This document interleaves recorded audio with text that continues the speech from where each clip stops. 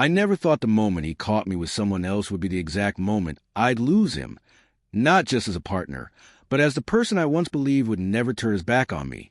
The whole thing began on what seemed like an average Friday evening. For weeks, I'd been restless, suffocated by the monotony of our daily life, pretending everything was fine when, deep down, I was drowning in loneliness. That emptiness drove me somewhere I never imagined I'd go, into a dim, quiet bar, sitting across from a man who wasn't my boyfriend, grasping at fleeting joy while guilt gnawed at me from within. His name was Mark. We'd met not long ago at a friend's gathering. There was something about him that pulled me in instantly, not just chemistry, but something more, something I hadn't even realized I was starving for until it was suddenly in front of me. Mark listened in a way Jason never did. He laughed at my stories, looked into my eyes when I spoke, made me feel seen and alive again. It was dangerous, and I knew it. Still, I told myself it was just one night, a brief escape. I convinced myself no real harm would come from it. But fate doesn't play fair with lies. I checked my phone and saw 3 missed calls. Jason's name lit up the screen. I silenced it, pretending I didn't hear the vibrations echoing through my purse. Maybe if I ignored him, he'd eventually stop trying. But then the bar door opened, and time seemed to freeze. There he was, Jason, soaking wet from the rain, standing in the entrance like he'd stepped into a nightmare. His eyes were wide, filled with hurt and disbelief. He saw everything. The way I leaned in too close to Mark, the way our fingers were tangled, the carefree laughter that didn't belong in that moment. His expression didn't erupt with anger. He didn't shout. He didn't storm over. He just stood there, still and silent, jaw clenched, breathing shallow. Then he turned away and walked out, never saying a word. I sat paralyzed, my entire body trembling as I watched him disappear through the door, the weight of my guilt pressing down like a stone. But what happened after that? That's what haunts me most. He didn't blow up my phone with accusations. He didn't call me names or show up to argue. The next morning, he sent me a single text message.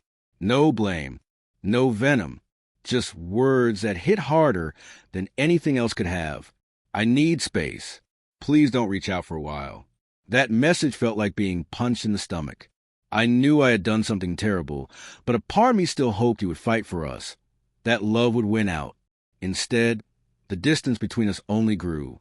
Silence replaced conversations. Days turned into weeks without a single call or message. Left alone with nothing but regret and silence. I tried to fix it. I messaged him, apologized countless times, told him how sorry I was, how much I wanted to undo everything. But Jason never replied. It was like I had become invisible to someone who used to know every part of me. Eventually, I heard from a friend that Jason had moved on. He was seeing someone new, a woman who, according to them, genuinely cared for him. That news hit me like a second betrayal. Only this time, I was the one who betrayed. I realized it wasn't just that night in the bar that destroyed us. It was what I'd thrown away. Years of love, trust, shared dreams, all gone in one careless moment. But the part that broke me all over again happened a month later. Jason came to my door. I expected anger or confrontation, some final closure filled with pain. Instead, he simply handed me a small box. Inside was a photo album, our memories, laughing faces, shared holidays, quiet smiles frozen in time. I looked up at him, but he was already speaking, his voice calm, steady. I loved you enough to try, he said, but not enough to hold on to someone who didn't want to stay. And with that, he left. No more words. No more chances. He walked away, leaving me with a box of memories and a sorrow I still carry. It took me time to understand that sometimes it's not the act of betrayal that hurts the most. It's the silence afterward. The stillness when someone who once loved you doesn't even try to fight anymore. That night at the bar, I didn't just lose Jason. I lost the hope that love could survive the cracks I created. When he walked away with that photo album, the silence he left behind became deafening. Every part of our home felt haunted. His coffee mug still sat in the sink, a quiet reminder of everything I'd ruined. His hoodie was still draped over the chair, untouched, and the playlist he once curated for the two of us quietly echoed from my phone. I wanted to delete everything, wipe the memories clean, but some part of me clung to what was left. I spent countless hours revisiting each moment in my mind, searching for the exact point where things began to unravel. Was it that one reckless night? Or had the fractures been there all along, hidden beneath the illusion of a perfect relationship? I didn't have answers, only a hollow ache that no amount of regret could heal. One evening, after wrestling with my thoughts, I gathered the courage to message him again. The words were simple, stripped of excuses. "Can we talk? I just want to explain." But like every time before, there was no response. It felt like Jason had sealed himself off, surrounding his heart with walls I could no longer reach. My attempts bounced back in silence, leaving me even more alone than before. Then came a shift I didn't see coming. Through a mutual friend, I learned Jason had started seeing someone new. Her name was Claire. She was warm, witty, everything I wasn't anymore. I told myself I should be glad for him, relieved that he'd found someone to make him smile again. But instead, envy coiled inside me, sharp and cold. What hurt the most was picturing him laughing with her, sharing the kind of intimacy I used to believe belonged only to us. Weeks dragged by. The weight of silence became unbearable.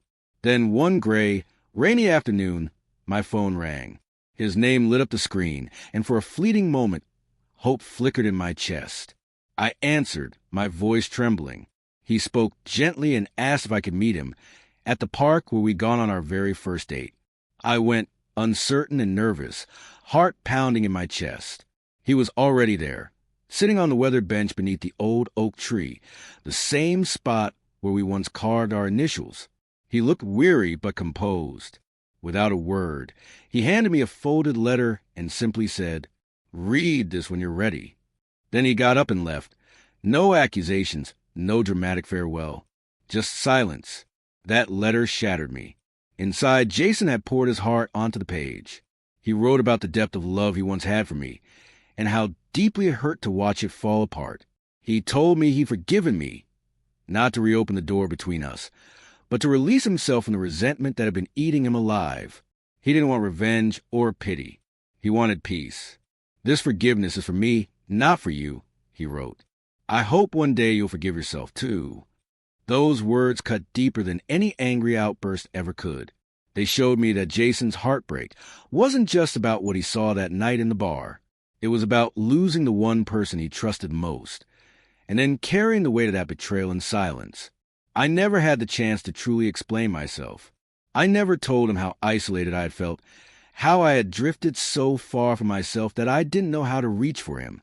But maybe, on some level, he already understood. His silence wasn't empty. It was filled with everything he could no longer say. I'm telling this story not to earn forgiveness or evoke sympathy, but because I want others to see the kind of heartbreak that doesn't scream or lash out, the kind that leaves with quiet dignity, forcing you to face your reflection and all the damage you've caused. If I had the chance to rewrite the past, I wouldn't just erase that night. I'd undo all the choices, all the neglect, all the silence that came before it. Because losing Jason wasn't only about him walking in on something unforgivable. It was about destroying a future that will never exist again.